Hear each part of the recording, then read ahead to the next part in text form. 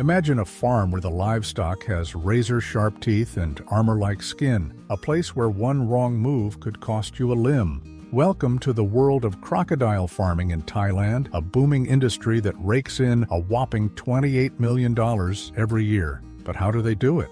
And why would anyone risk working with these ancient predators? Stick around to find out, and don't forget to hit that subscribe button to dive deeper into the fascinating world of unique farming practices.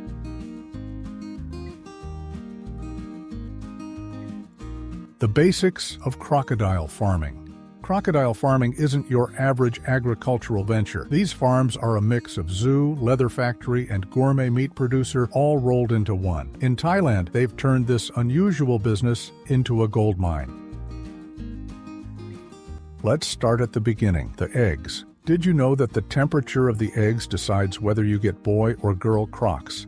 It's true. Warmer eggs hatch males, while cooler ones produce females. Farmers keep a close eye on those thermometers to get the right mix. The science behind this is pretty cool. If the eggs are kept at about 88 to 91 degrees Fahrenheit, they'll hatch female crocs. Bump that up to 91 to 93 degrees, and you'll get males. It's like nature's own thermostat for gender. Once hatched, baby crocs need special care. They're kept in nursery ponds, safe from bigger crocs that might see them as a snack. These little guys grow fast, chowing down on fish and chicken. But raising them isn't just about food, it's about creating the perfect environment. Baby crocs are pretty vulnerable at first. They're only about 10 inches long when they hatch. Farmers have to protect them from predators like birds and monitor them closely for any health issues. It's kind of like running a daycare, but with more scales and teeth. The crocodile habitat. Picture this: vast concrete ponds filled with murky water, basking areas for sunbathing, and plenty of space for swimming. That's home sweet home for these scaly residents. Farmers have to get creative to mimic natural conditions. They even add fish to the ponds to keep the water clean and provide a snack for the crocs. But it's not all smooth sailing. Crocodiles can be cranky neighbors. Farmers have to keep an eye out for fights, especially during mating season. It's like managing a pond full of teenagers with attitude problems and very sharp teeth. Creating the right habitat is crucial. Crocs need both water and land areas. The water needs to be deep enough for them to swim, but with shallow areas where they can rest. The land areas need to be spacious enough for basking in the sun, which helps them regulate their body temperature. Temperature control is a big deal in crocodile farming. These reptiles are cold-blooded, so they rely on their environment to keep their body temperature just right. Farmers use a mix of shade and sunlight, along with heated water in some cases, to keep their crocs comfortable year-round.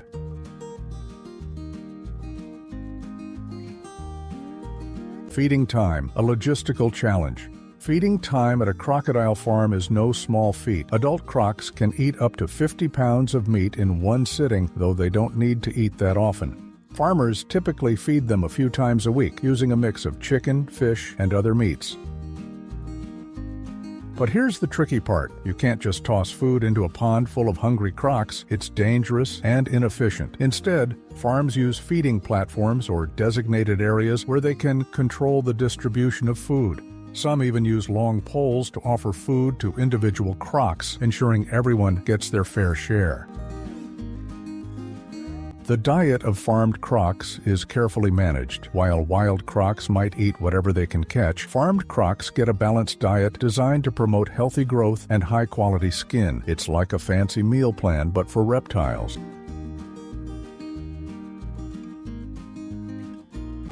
Harvesting, not for the faint of heart.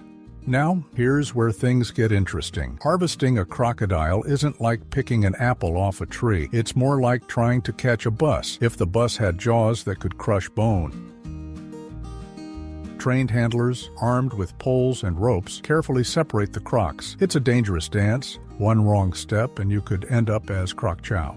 But these pros make it look easy, guiding the animals to processing areas with the skill of expert choreographers. The harvesting process is carefully timed. Crocs are typically harvested when they're about 3 years old. At this age, they're big enough to provide a good amount of meat and a sizable skin, but young enough that their skin is still supple and unmarked. Safety is paramount during harvesting. Handlers wear protective gear and work in teams. They use special techniques to restrain the crocs, often taping their jaws shut for extra safety. It's a bit like a rodeo, but with more teeth and less yeehaw.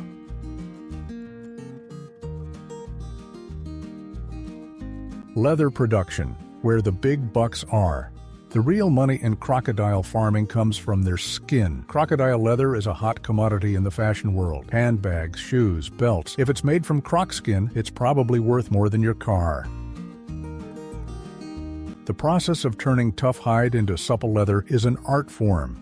It involves careful skinning, tanning, and dyeing. The best skins, free from scratches or blemishes, can fetch astronomical prices. We're talking thousands of dollars for a single skin. But not all skins are created equal. The belly skin is the most valuable, prized for its softness and scale pattern. Back skin is tougher and less valuable, but still used for items like belts and shoes. The tanning process is complex and time-consuming. First, the skin is carefully removed and cleaned. Then it goes through a series of chemical treatments to preserve it and make it soft and pliable. Finally, it's dyed and finished. The whole process can take weeks or even months to complete.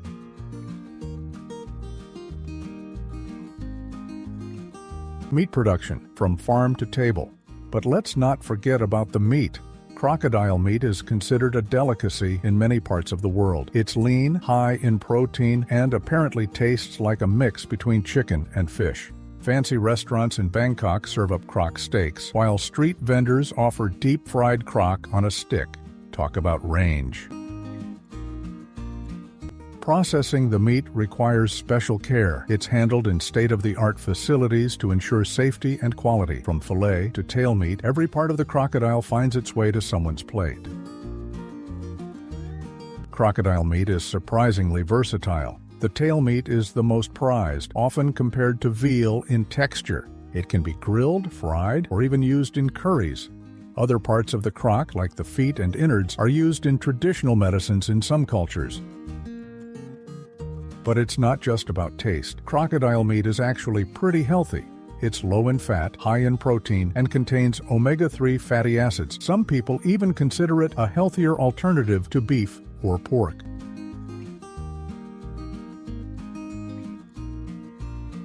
Balancing act, conservation, and commerce. Now you might be wondering, isn't this bad for wild crocodiles? Surprisingly, it's quite the opposite. Crocodile farms in Thailand actually help wild populations. By providing a steady supply of crocodile products, they reduce pressure on wild crocodiles. Many farms also run breeding programs for endangered species. They work with conservation groups to reintroduce crocs into the wild. It's a win-win situation. The farms make money and the wild crocs get a helping hand. These conservation efforts are more than just good PR. They're essential for the long-term sustainability of the industry. By maintaining healthy wild populations, farms ensure genetic diversity in their stock and help preserve these ancient creatures for future generations. Some farms even participate in research programs helping scientists learn more about crocodile biology, behavior, and conservation. This research can lead to better farming practices and improved conservation strategies for wild populations.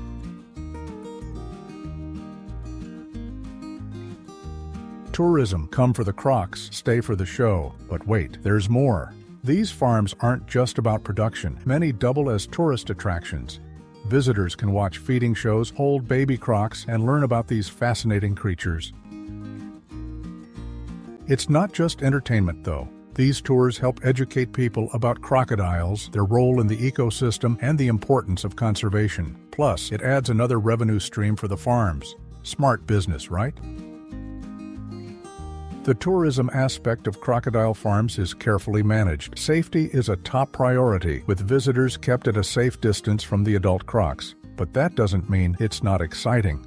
Watching a 15-foot crocodile leap out of the water to snatch a chicken is quite a spectacle. Many farms also have museums or educational centers where visitors can learn about crocodile biology, evolution, and conservation. Some even offer hands-on experiences like holding a baby croc or feeding the juveniles. It's education and excitement rolled into one scaly package. So there you have it, the ins and outs of Thailand's crocodile farming industry. From egg to handbag, from hatchling to gourmet meal, these farms are a testament to human ingenuity and nature's resilience. But this is just the tip of the iceberg. What other unusual farming practices are out there waiting to be discovered? And how are they shaping our world? The answers might surprise you.